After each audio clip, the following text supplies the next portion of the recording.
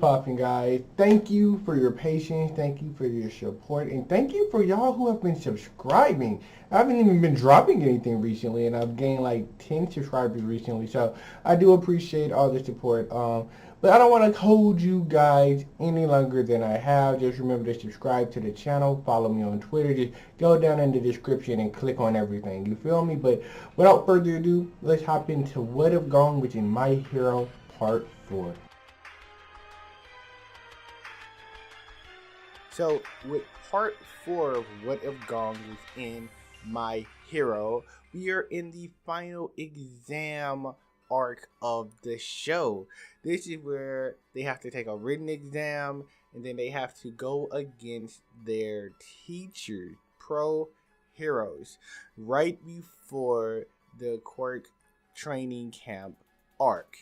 And so this is about a week or so after they find out that Gong has a quirk. And throughout that time, Gong has continuously been training it, just basically trying to figure out the best way to control it, not really going in any depth of finding his own special things to do with it.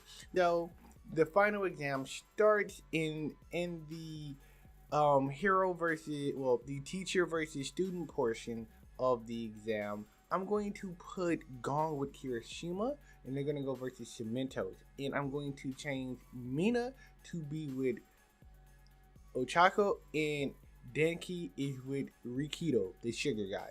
So Denki and Rikido both fail. Mina passes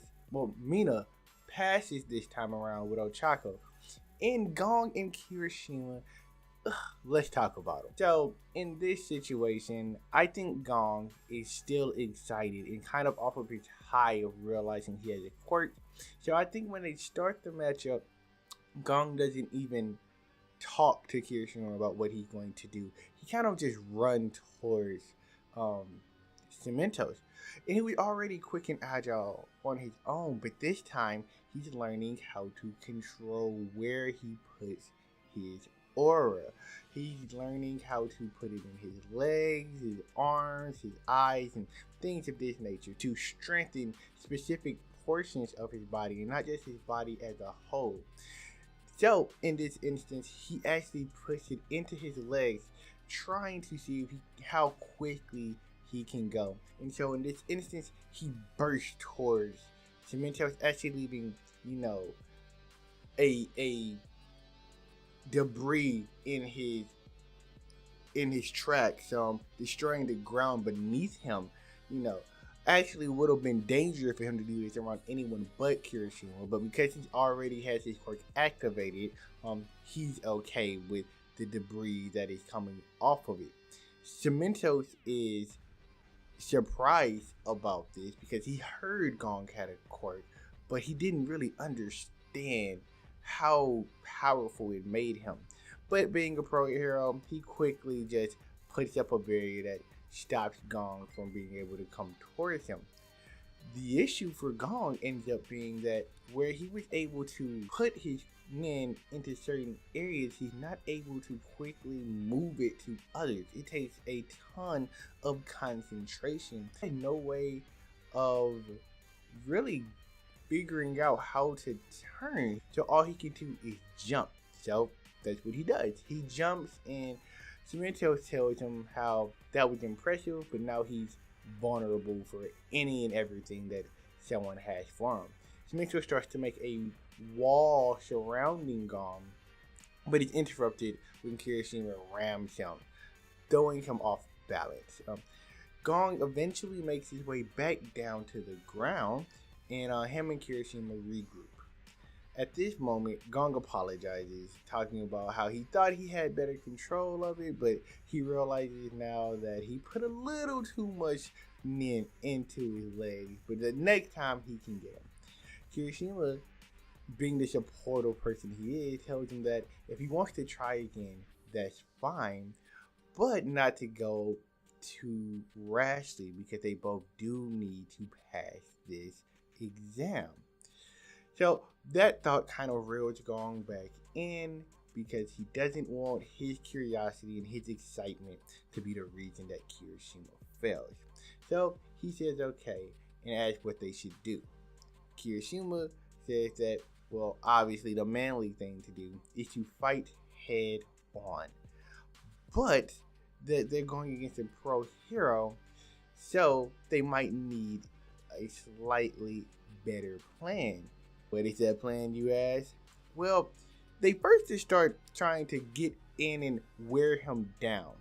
The issue with that, where Kirishima can take the damage because of his hardening cord for a short period of time, Gong doesn't have such abilities yet with his nin. So, what they end up doing is Kirishima says he will take the frontal assault of it, and Gong needs to just think about the best way of using his newfound quirk, since he doesn't know enough about it to give him any advice. So while Kirishima goes and keeps Cementos busy, Gong continuously runs around and he's thinking of what's the best thing he can do.